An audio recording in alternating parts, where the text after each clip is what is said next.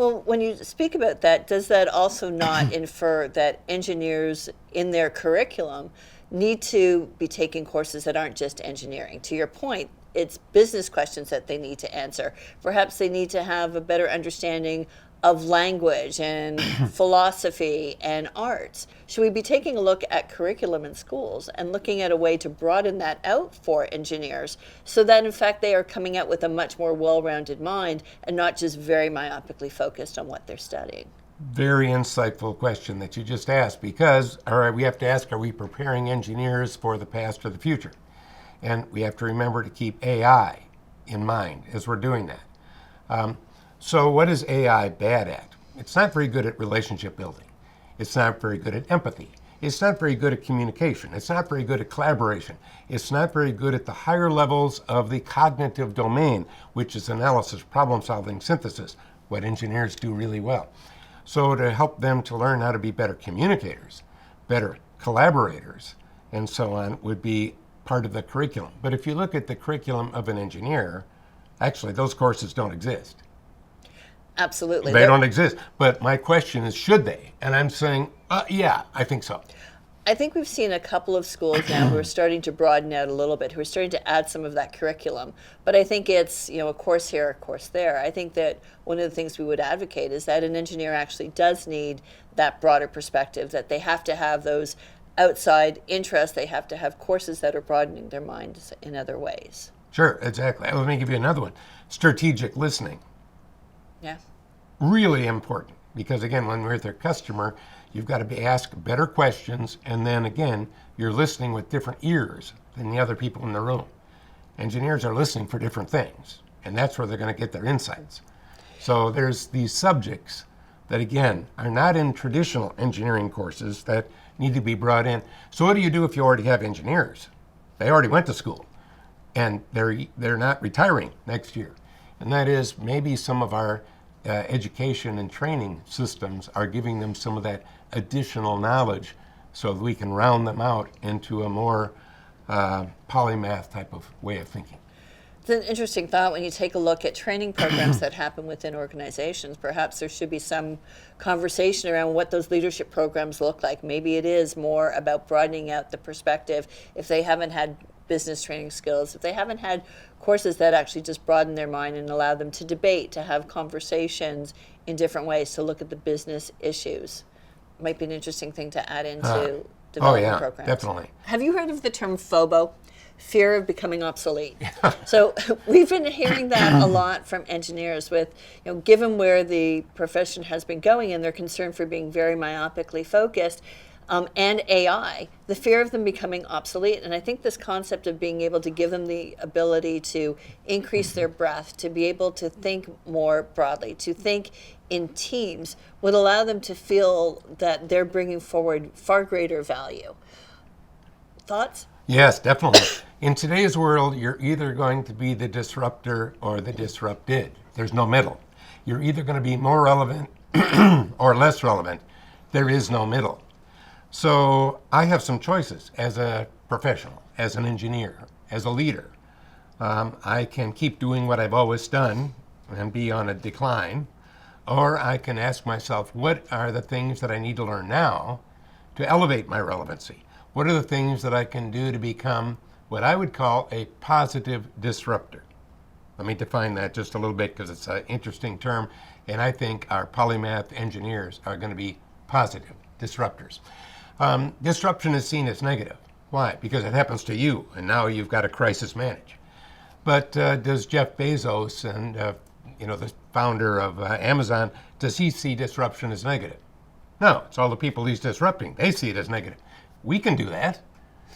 We can do that as well. And if we are defining the hard trends, those future facts that technology is creating or demographics is creating, so that we can see this will happen, these disruptions are coming our way, how then can I use that to become a positive disruptor, defined as creating the transformations that need to happen to elevate relevancy and accelerate innovation and growth. There's my definition of a positive disruptor.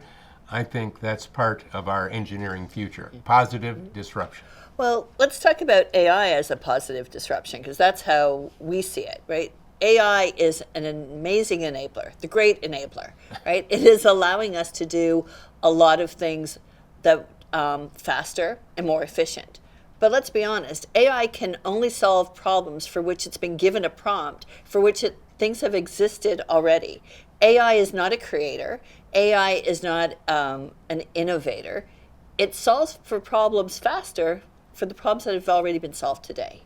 So if we look at AI from that perspective and allow that to be done at sort of the lower levels of engineering, and then allow our engineers to actually raise up and be able to do the things that they thought that they were hired to do and solve those greater problems, isn't that the best use of AI? Yeah, let me explain it this way. There's two new types of AI: generative AI, and then there's agentic AI. Two little different ones, and I'll get into that very quickly for you. Generative AI can generate new content. It can generate new content. Like what? Well, it can generate a poem if you want. It can generate code. It can generate a picture. It can do many things. But what it does is it gets you 80% there, not 100% there. It does not get you 100%. If you're writing something, it's a first draft, not a last draft. So what is it really? It's a productivity accelerator. So what I want to do is elevate the productivity of all my people at every level so that they can focus on the higher level activities. I mentioned the cognitive domain, analysis, problem solving, synthesis, solving the really big problems, all right, which engineers are primed to do. So I believe it's a productivity accelerator. And then when it comes to agentic, think of generative AI as it can create, and that is code and pictures and things like that. But remember the 80-20 rule, all right? Exactly. And then agentic is a doer, not a creator. So an example would be some of the new driverless taxis, like in Phoenix. There's no human driver. Well, that's an agentic application. It's not creating something. It's been told to take a person from this point to that point, and it's using a bunch of different AIs to solve that problem. However, again, 80-20 comes into play here. So we're not eliminating humans. And let me give you the one perfect example, I think, for helping to understand how we as humans and engineers will deal with AI. If you know someone with cancer, heaven forbid, you'll need an oncologist probably, and because that's the kind of doctor that deals with cancer. And right now, even today, AI knows more about oncology than any living oncologist. It has sucked in all of the results of all labs, all tests, all chemotherapies. It knows more than a human can know. So if you know someone that has cancer, I'm going to give you three choices. Number one, a really good oncologist. Number two, just AI. Number three, a really good oncologist that has access to AI. There's the future. So we can do things as humans AI cannot do.